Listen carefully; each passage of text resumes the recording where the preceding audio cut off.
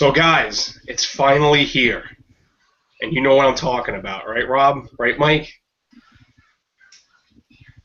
What? Why do you have an eye patch? Because Metal Gear Solid 5, The Phantom Pain, has finally come out. And we finally have played it. And all three of us have it, which is amazing. Yes, amazing. And the game is so good, it's unbelievable. Like, the gameplay is just perfect. What do you guys have? You got nothing to fucking say? No, wait, just give me a second. I need one of my Phantom cigars here.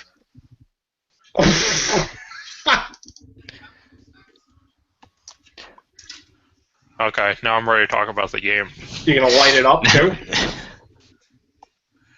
So, anyway, as you guys know that... I was hoping while I smoked this, one of you guys would sing that weird song that plays every time you use one of the Phantom cigars. Which one's that? I've only used it once, but I'm thinking it goes like... That sounds like an Enya. It sounds like Enya. Yeah, Rob would customize it to Volby. He's like... That'd be amazing.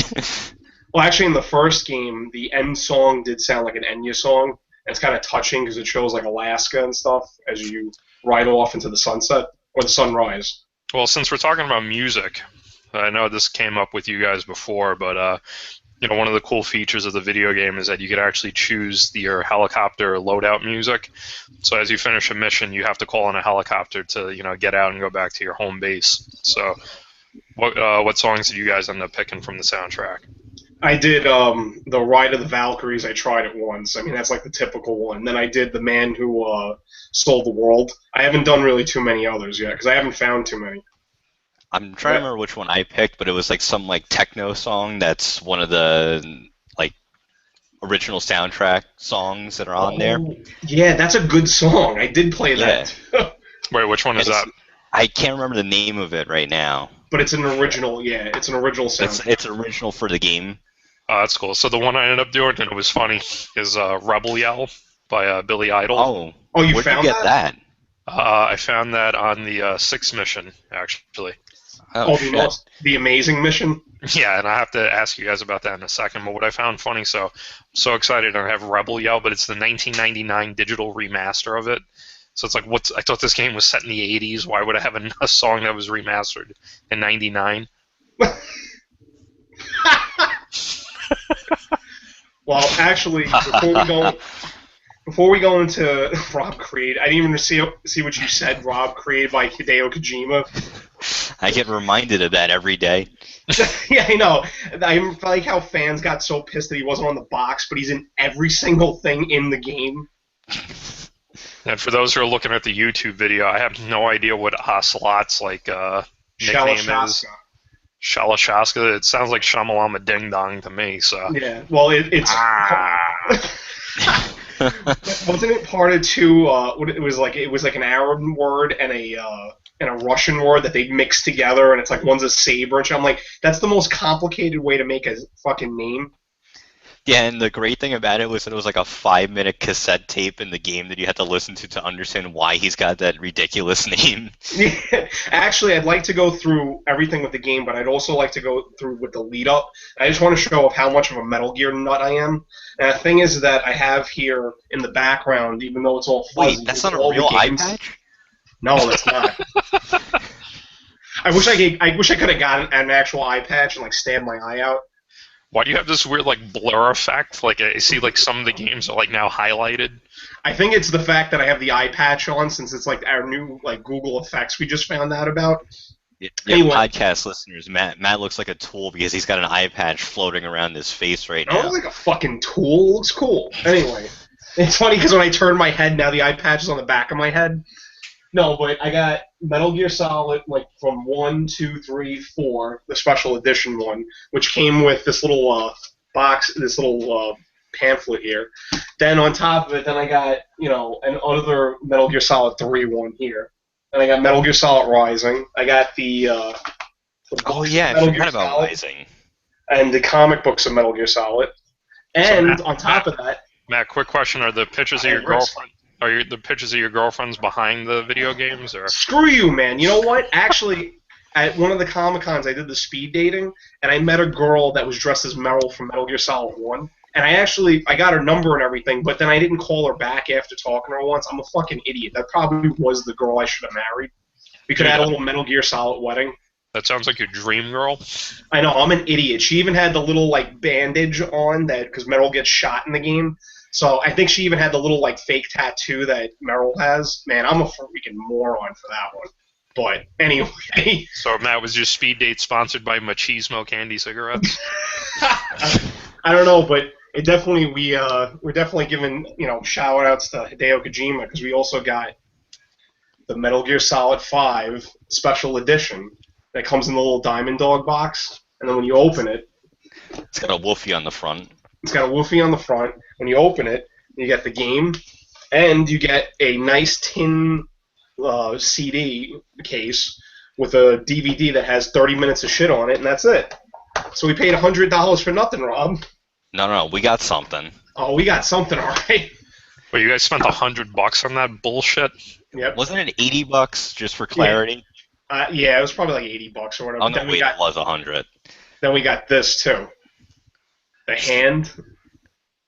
And now we could do the freaking mechanical hand, too sweet hand. Which we're doing right now. If you're watching YouTube, right now. Yeah, One thing that was funny is because I know both of you guys are really excited to get your copies of the game, and I ended up getting a random free copy of it from a professor that I hosed. And I thought I had the one-up on you by sending you guys a picture of me doing the middle finger with the game, and then I got the text back from you with the mechanical middle fingers. Yeah, because we all got it the same day. It was great. But anyway, so basically, just to give a little rundown of each of us with Metal Gear, it's that you guys played the first Metal Gear with a friend years and years ago, but you don't really remember it. Yeah, the original Matt. Yeah, yeah, the original imposter Matt. Yeah. And then for me, it's like I played the first game, and that actually turned out to be my favorite game. It's the reason why I like video games as much as I do today. And on top of it, it's also why I like cutscenes and stories probably the most in video games, because of that story. It was just awesome, dark story. It was really cool. The cutscenes were very cinematic. And ever since then, I've been just a Metal Gear Solid lover until now, Yeah, and then what's actually kind of funny is that Matt's been trying to get us into these games for the longest time, and I don't remember how I played Metal Gear 4. I just lent it to you, and the funny thing is Rob hates cutscenes, he hates long cinematics, and he hates weird stories. Wait. One correction. I thought it was that, Matt, you bought me Metal Gear 4, and I lent it to Rob because I never played it. I think that's how it went, yeah. Okay. So so the thing is, but I said that Rob would hate, I was positive Rob would hate this game more than anything in the world. And then you actually called me up and said, oh man, this is pretty awesome. And then you played all of them, and you liked the third one the best, but still, it's cool that you liked them. Yeah, so 4 I liked. What was hilarious about it was that I played 4 and had absolutely no idea what was going on. And I played the game, I just liked the gameplay, I liked the story I was trying to get into, but it was just whatever. I was completely lost. But I'm like, oh, yeah, it was kind of cool. And then I'm like, oh, I wouldn't mind playing these types of games again. And then the Metal Gear, what was that? The collection with Metal Gear 2, HD collection, and 3. Which is the HD collection. Which is right here, by the way. So I picked that game up once it came out, just so that I can play the others, and I loved it. I loved Metal Gear 3 the most, and I remember just being captivated by the story and everything that was going on. So I just plowed through all those games, and then went back to 4, and I loved 4 as well. I also got the original Twin Snakes, the version Metal Gear 1 on the GameCube. Yeah, the GameCube one. Yeah, and the funny thing is, too, for me, I think my two favorite is Metal Gear Solid 1, especially because of the story, and Metal Gear Solid 4, because I felt like it was the perfect combination of the insane story with the gameplay. It was 10 times better than the other ones. But then 3 is just an awesome game because it's in the jungle, and I played the first one, all I ever wanted was to be in the jungle, and now this one, now we get to the 5th one. And the 5th one is just insane. It actually, I have my notes over here somewhere, but I said Well, hold your notes for a second because, I think we have a diverse kind of mix here when it comes to Metal Gear because you have Matt who, loved it from the beginning, Rob who got into it midway, and me who personally, I don't really care. I mean, it seems like a good game, but there's not much I really knew about it other than you two like bashing me over the head with the fact that I should play it and that this would be a life-changing game. Well, the funny thing is that I've been trying to get Mike into the fucking storyline for years because the first one is like Mike would love the first game's story because it's dark and it's it's not as ridiculous as the other ones are, but it's just like we never got a chance to actually play it. Yeah, and then for me, I mean, I had played the first one already with original Matt, so. Yeah, well, I think if anybody could see the YouTube video, it says what I got to say. The original Matt is fuck him. And then my little mechanical middle finger. I hope original Matt's listening now. Oh, the last thing I do have, and you can't call me a nerd for this because Rob bought this for me, but for his wedding, he bought me the Metal Gear Solid cufflinks for Foxhound. Oh yeah, those are pretty awesome. Actually, Look, I'm trying to get the eye patch on the Fox. You did a pretty decent job. Rob got me cooler cufflinks because it was with Agent 47. Oh really? Yeah. Yeah, that's the stealth game I much prefer to play and not Metal Gear. Oh, that's such bullshit. Well, let's dive into the 5th game, so. All right, you guys, as big fans of the series, what are your initial thoughts? I think we're all about at the same point of it. I think. Which is like, what, 8% maybe? Yeah, 7% I'm on. But I think, Rob, you should go with this one first. What?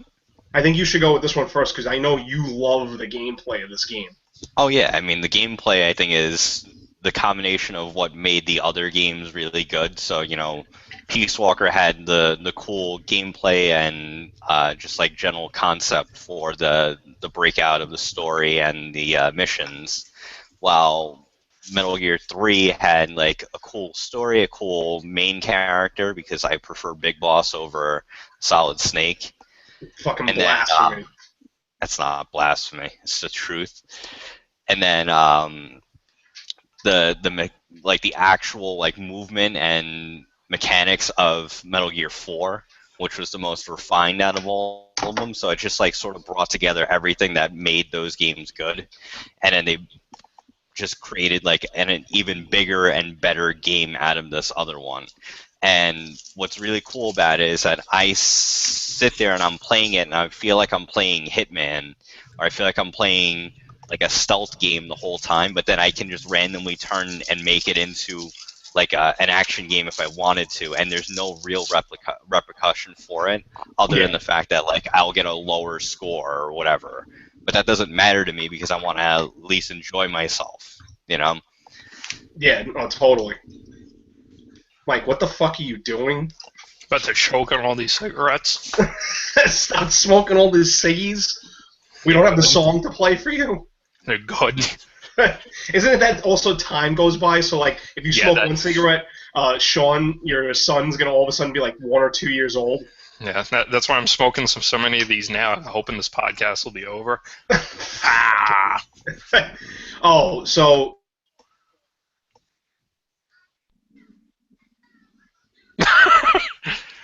What did he just happened? No, I froze for a second, but I said... I thought time stopped. Yeah, I'm like, how many of these things did I smoke? All of a sudden he comes back, I'm like fucking 60. That should be a podcast for another day, what we would do if we could speed up time with cigarettes. What? That sounds like a really stupid podcast. Then no one's gonna listen like this one. No, but can we talk about Metal Gear? Jesus Christ! I know we're talking about. I asked you until it froze about the dog. Did I ever get the fucking dog? Yeah, we all got the dog. I Fulton his ass to the base. Dude, that was hilarious when he's like, and you see him go flying up. Well, what I found funny is that I was on the phone with Matt in the morning one day, and you were telling me about getting attacked. Like, I was on the phone with you when you got attacked by a bear. And then I called Rob that night, and I was on the phone with him when he got attacked by a bear. And then the next day, like, Well- I saw the bear coming, and I just tranked his ass. Hello. What's I going lost you on, guys. Matt? My shit keeps freezing. Mike. Mike. You know what it- Mike. What? It's probably the computer has all the interference from all the freaking video games on behind you. No, but yeah, when I got attacked by the bear, it sucked because I also got eaten by wolves. Also, Jesus. when I wanted to Fulton their asses up. I wanted to. I just go around and like farm for the animals and just hit them with the trank and Fulton them up. So now Yeah, I I have a gotta- little farm. Yeah, I got a bunch of sheep because I want to build the zoo. Oh, so have you guys been base building, by the way? I already got like tons of I'm building a fucking nation in the middle of the sea. Yeah, this thing is huge for me. I have like. Oh, really? You already got a bunch of shit? Yeah, I have. I think I have most of them now. I have like the Intel, the R&D, medical platforms, like all these different platforms. It takes me forever to get from one to the other because it's so fucking big. Yeah, I got a little car that brings me there. Yeah. Had to take a helicopter to get from one point to another. Okay, wait, let me take this eye patch off. I bet you that's why my fucking computer's So, to give you the non-Metal Gear fan perspective on this, I think what I like about this game is Nice, there aren't a lot of cutscenes, so you could kind of just like get into the game. And I also like that you could choose what order to do the missions in. Yeah, that's cool. I do feel bad that there isn't as many cutscenes. I would like to see more of the story. Listen, buddy, it's a fucking good story, all right? But the thing is that I understand why they did it just because of the backlash from the other games. And at the same time, I heard that it does get more involved as you go on, which isn't bad. Yeah, it definitely does. Because I'm like about 15% done with the game. Mhm. And once I passed, I think it was probably like mission 8, then there was a lot more story and there's a lot more going on. And it's getting very interesting with the little pieces of the story that either you get through cutscenes or you get through the cassette tapes. Yeah, I like the whole idea you could listen to the cassette tapes instead of like hearing the the codec from the other games that you had to listen to. You can kind of like listen to this just when you're bullshitting on a mission. Oh, Rob, Yeah, and you but said you were using the app, right? Yeah, I was also using the phone app and just playing the cassette tapes from there. So like, if I turn the game off and I'm doing something else, I just put it on the phone and I'll listen to it from there. So I don't have to have like that playing and I'm missing parts of dialogue in the game or whatever. That's cool. I didn't know you could do that with the app. So how Yeah, have you guys been tackling the game? Have you been doing it from a stealth perspective? Have you been going balls out, Arnie style? I've been I only killed one guy, and I killed this colonel, and it was like a sniper mission. I mean, you could pick what you had to do. So I took his ass out, but I heard that you can like there's actually little tidbit like credits you could do or like objectives. I mean, and the thing is, one of them is that I lost my wording there. Bits and No. credit. But it keeps throwing me off because this thing keeps freezing on me. No, but the thing is that with that is that you could also like take him to Mother Base, which is cool. So I thought that was cool that you don't have to kill everybody. You can still keep it that you never kill someone in the game. Right. I wanted to play that way, but then every time I'll go through a mission, I spend like 20 minutes figuring out where everyone is, planning my route out, and then all of a sudden I just turn around and somebody's staring at me and they have a gun pointed at me. So then instead of trying to trank them, I just go balls out and shoot them with everything that I have. Now, do you restart it, or do you? Because I always do that. For me, I want to do it perfect because I want to build up my heroism. So I'll restart it from the checkpoint before I got caught. So I have to do everything over again, which is annoying. I do it sometimes, but then there's other missions that, like, if I got way too far, I just say, fuck it, they're all gonna die. So, guys, you should ask me how many people I've killed in this game as somebody who's not really into these games or a big fan of them. Yeah, you get killed 0, right? Fucking goose egg. All stealth, baby. All stealth, all day. So that's why I thought you'd like this game, Mike, because the fact that there's so many different tactical things you could do. I mean, from a strategic standpoint, this must be like, a fucking orgasm for you. Oh, I love the whole, like, I just get to the highest point, I just sit there with my binoculars, and I'm, like, checking everyone, where they're stationed, scanning them for their stats. I just kind of liked it better when it was called Hitman Silent Assassin. It's a little better than fucking Hitman, let me tell you that much. I mean, I know that the new Hitman's coming out, but... Listen, I'm a big fan of Hitman, and I gotta say that this is better than Hitman. So, serious question, though. So you guys did a podcast a couple months back about your reactions to the trailer. So now, we're months removed from that. Everyone has the game now for at least, a week or two. Did the excitement you had when you were talking about the trailer, has that, met the expectations and the reality of what you're playing now? Yeah. I think it surpassed it for me. Because I didn't think it was going to be this good a gameplay. Yeah, what I would say is interesting because I was actually really invested in the story based on the trailers. Mm-hmm. Same here. And like for me, I'm on mission 12, and while the story is picking up, I was kind of annoyed and frustrated at the fact that I haven't seen much, and I felt like this was going to be, if you're really following the whole Metal Gear story, this is a pivotal game. This is a pivotal part of the story. And it kind of sucks that, like, from what I'm reading from reviews or what I'm reading from comments online is that the story, it goes pretty unfulfilled. So for me, the gameplay... See, for me, that... I was going to say that for me, the gameplay is better than what I expected. It's a lot of fun to play. I like just roaming around and doing random things or finding another base or finding, like an enemy camp and taking that over. Like there's only 3 people there. I can plot out everything. I don't have to go too crazy. Do a little mission here, get some resources, get all the shit that I need and walk out.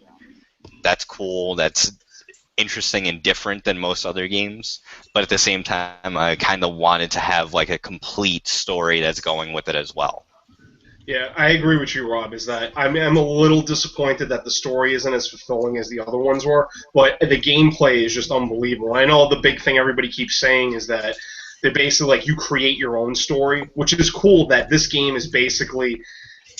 Mike, what the fuck are you doing? But looks like a prisoner. That we gotta interrogate. We can put him on a little Fulton on the little Fulton balloon. No, but the thing is that I kind of lost my train of thought there, but it's a good game. I like the game. I'm gonna add it to my collection. Oh, the fact of the matter is that basically it's like a game-changing thing. Not, no pun intended. That this is like changing the way people are looking at video games. It's kind of cool that it happens to be Metal Gear. Yeah, it's such a big departure from what the other games were as far as gameplay goes, and I think that's totally. I think it's great that they took that step with this game. I just worry that there won't be another one, or if there is another one, it can't really live up to this one. Well, I find myself getting into this one, I think, for exactly those reasons, because I started playing the third one, and I was just completely and utterly lost. But I could jump into this one, and I don't really need to know a whole lot. What actually made me feel a little bit better was when what are those things called, the Skull Unit or some shit like that? Yeah. When I bumped into those, and I asked you guys have these been in other games, and he said no, this is something new. So I did have one other question, because I know, Rob, you like to collect the different figurines and stuff, but my question was for Matt, because it seems like there's dried lube stains on your bionic hand there. Are you using that to rub cream onto your back, or? Who, me? Yeah. No. You know what? I don't want to talk about this. No.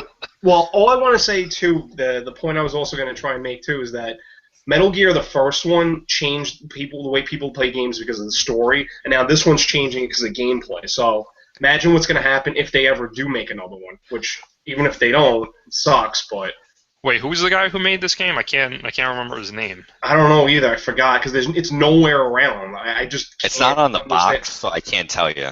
Yeah. I know it's definitely not on the box. I almost wish there was after every mission they did a credits where they went through a whole roll call of who wrote and created and produced it. Yeah. One thing I will say that obviously that's all in jest what you're saying, but what's weird about that is I don't know how I feel about how it tells you, like obviously in the mission is going to be Snake, it's going to be Miller, it's going to be Ocelot, and then depending on what mission you're playing, you might find out who else is in it and what the story is going to be. Yeah, that I found to be kind of weird because it Yeah. spoils then, like you know who exactly you're encountering, and that I think is just kind of strange. Although I do like the fact that they give their nicknames during it, like Venom, Punish Snake, Shalashaska, Ocelot, and fucking Miller. What is it? Benedict Kazuhara Miller. Yeah. But, I don't know if I necessarily don't like that, though, because to me, I knew that that was going to be a special mission when I played the sixth mission, and it made me more invested into it. Because I was like, hey, you know what? Now this is going to be one of those, it's more than just like get a prisoner out. There's something else that's going to happen here. So I felt like it was bigger, and like I approached it. Obviously, my approach was very similar in that I was trying to go as stealth as possible, but I felt like I'm going to lead into something bigger and better. So it made me more invested in that one mission. And then in future missions, when you see who else is going to be in there, you feel that, or I felt that same sort of tension that builds up in that level because of that. And then it sort of reminds me of like a TV show who runs down, you have the first 5 minutes are running down the credits during the show, and it'll say like guest starring this person. You're like, oh, well, if that's a reoccurring character, I know that this person's showing up. But at the same time, you don't know what they're doing in there until you see what happens. So it feels like it's a give and take. It's kind of cool, but it's kind of spoilery. Yeah, I agree. The sixth mission though was cool because it did feel like kind of like an Uncharted or Indiana Jones thing where you have like that big temple in the desert and like they're all around almost like in those other games and movies where they're trying to find the artifact and you're actually looking for an artifact but it's just not ancient. I think the crazy thing about that mission in general, like that was the one that stuck out to me immediately as being like, this is where I want that game to stay. And I will say that after that mission, that there's a lot of missions that are very similar to it.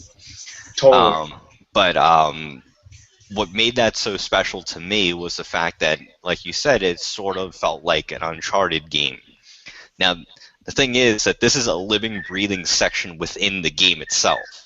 So you can go back to that if you're just free roaming. You can literally go from what feels like, Metal Gear 5 to what feels like Uncharted. And it doesn't, there's no loading in between, there's no anything. It's just that whole thing exists in that world, and you can visit that at any time. That's nuts, and you can see it daylight, nighttime, whatever. Whenever you want, you can see that. Yeah, I find it cool too how like the game adapts depending on the time of day as well. Yeah. Yeah, because with me is that I always go at night, but with that sixth mission, I actually couldn't figure out how to get around the guys, and a sandstorm hit, and it was the coolest fucking thing because I just ran up to like where the temple was basically. Mm-hmm. So I thought that was really cool. Yeah, I love those sandstorms. I was doing one mission and it was taking me forever to get from one point to another, and I was just like, I was pinned in a corner and there was guards all around. There was like 2 guards on the left of me, there was 3 on the right, and then if I tried to go like underneath, there was a guard that was waiting there, and then I was just like sitting there, I'm like, I'm fucked. I'm like, there's no way I'm gonna get out of this place. And then all of a sudden it says sandstorm approaching. I'm like, all right, I'm good. So then I just waited for that storm to come, and I just ran through everyone. Nobody saw me. Yeah, I love going on also the Kiefer Sutherland's voice when you're on the horse, and he's like, whoa, whoa, and it's like it's weird because I'm still getting used to him as a Snake, even though he's doing a good job.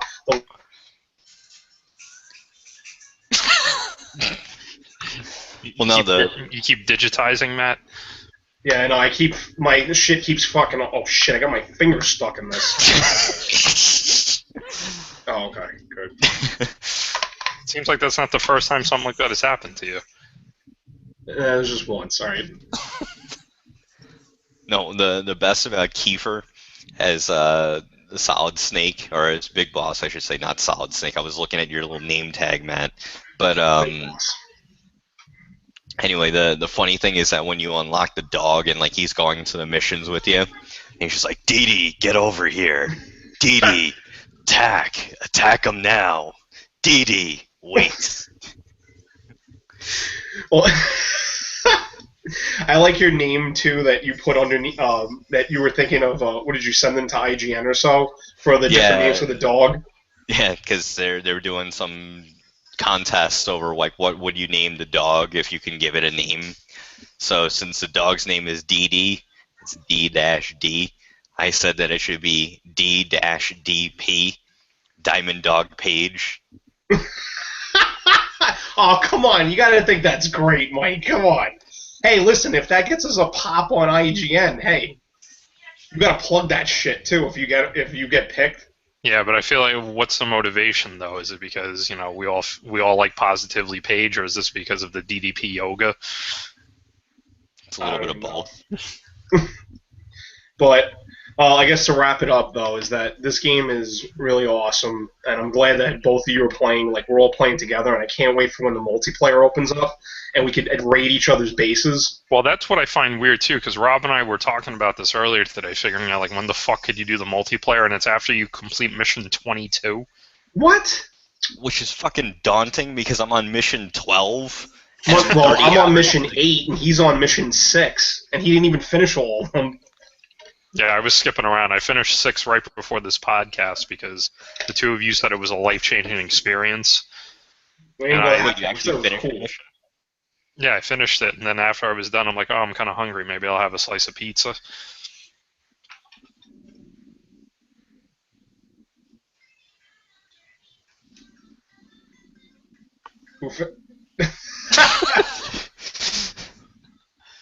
Well, I guess that wraps things up. And do you guys have any final things to say?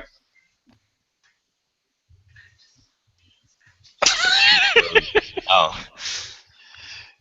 Well, I'll say from hearing you guys talk about this game a lot, it's a pretty cool game. It's not life-changing by any means, but I am enjoying it, and I'm curious to see this through. And I can't wait to unlock the multiplayer so I could trank both of your asses and tie you up to a balloon and shoot you to my mother base. Dude, I'm gonna attack you with all animals. Are you gonna like train a bunch of dogs too, Mike, and fucking send them on us? That's a good one, and yeah, I probably will. That would be funny if you get the bear too, and you just fucking maul all my guys on the base. Well, I Fulton the bear, so. What I can't wait to do to you guys is just run up to you and punch you with that stun arm, and it does the little $6 million man sound. Oh, I can't wait to unlock that. What I'm going to have to do, too, is hit all my guys before you guys attack, so their morale will go up, so I'll just punch them. Well, one thing I will say, I can't wait to unlock In the Air Tonight by Phil Collins for my helicopter music. Yeah, that's all I'm waiting for. That's like all the music. I keep hearing it on the radios. I think it is kind of cool that you can use the binoculars and you can hear the different songs from far away, so you know where the cassette tapes are. But I just hear I'm hearing Aha, and I'm like, I don't want this shit. All I want is In the Air Tonight, because I will just play that on a loop the entire time I'm playing the game. And I'm enjoying this conversation so much more now that Matt is frozen again. Yeah, but what's great is the picture that it's frozen on, too. It looks like he sat on the hand. Well, anyway, one other thing that I will say that we didn't touch on that I thought was really cool about the game is the fact that the environment adapts to your playstyle as well. So, for me, what I've been doing is I've just been tranking everyone, but I've been shooting them in the back of the head with the trank dart. So now what's happening is all the troops are coming out, and they all have helmets on or they have body armor.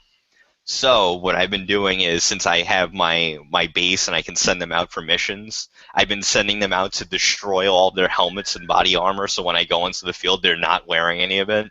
See, that's a cool strategy edge to it, so I can't wait to get to that point where I could do things like that. Yeah. Now I can't tell if Matt's frozen, sleeping, or what's going on. Holy shit. I hope I keep going out of friggin' my network connections experiencing difficulties. God damn it. You were going to say your neck broke or something. I'm waiting for the... when I'm waiting Guys, wait, I don't have that much time. I don't have that much time, so I just want to say that I love this game. It's awesome that we're playing it, so if I go out and digitize I'm out. Peace out. All right. I'm waiting for one of those games to fall back and the exclamation point comes up over Matt's head. End it. Turn it off. Goodbye. All right.